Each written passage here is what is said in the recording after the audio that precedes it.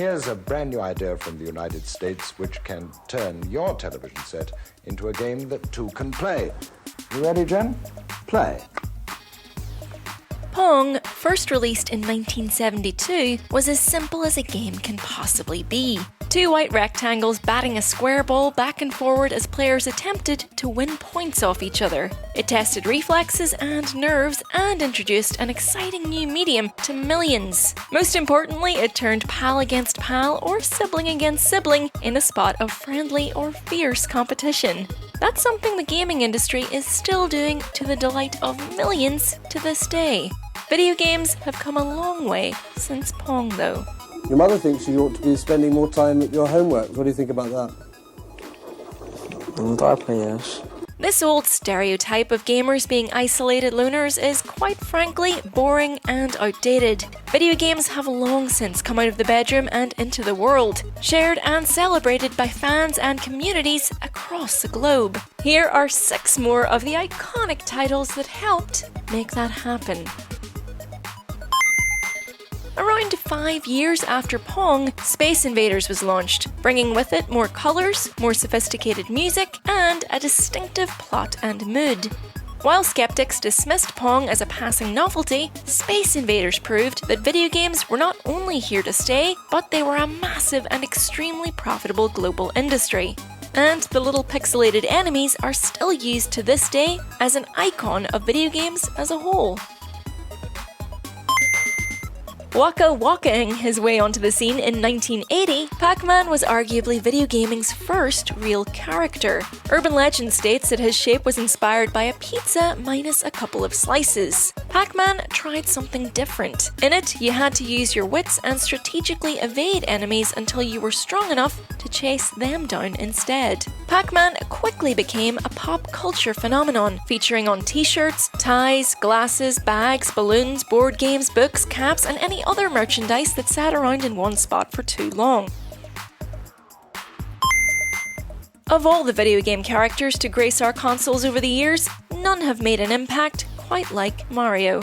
The side-scrolling platform game featured a plumber trying to rescue a princess from a fire-breathing turtle, and a labyrinth of pipes and platforms to traverse, while avoiding razor-toothed plants and even odder-looking mushrooms. And so, of course, it captured gamers' hearts and became one of the fastest-selling video games of all time. Tomb Raider was the butt-kicking action-adventure game that sold PlayStation consoles by the bucket load, and introduced the world to fictional archaeologist/treasure hunter Lara Croft. As one of the first ever notable female game protagonists, Lara's launch in 1996 had already caused a media sensation. If Pac-Man was gaming's first ever character and Mario its first mascot, Lara Croft was its first icon. Now, you could argue that Lara is really more a source of male titillation than female empowerment, but she was one of the first playable women I remember seeing in a video game, and that representation really mattered.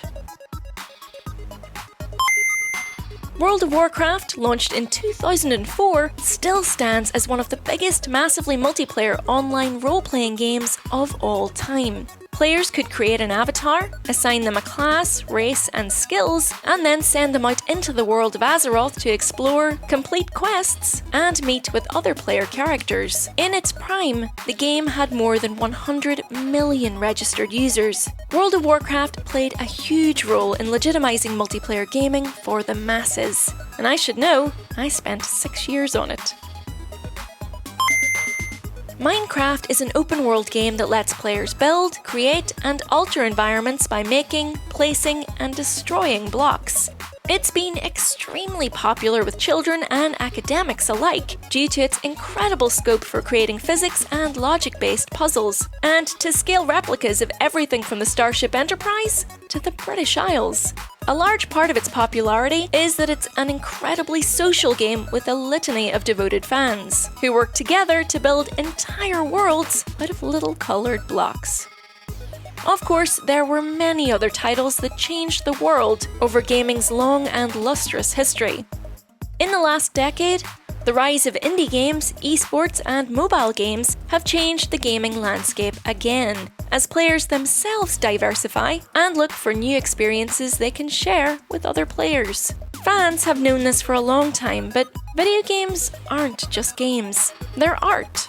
They're fun. They're beautiful. They can amaze, delight, teach, empathize, empower. They're a huge part of our culture, and they're here to change the world.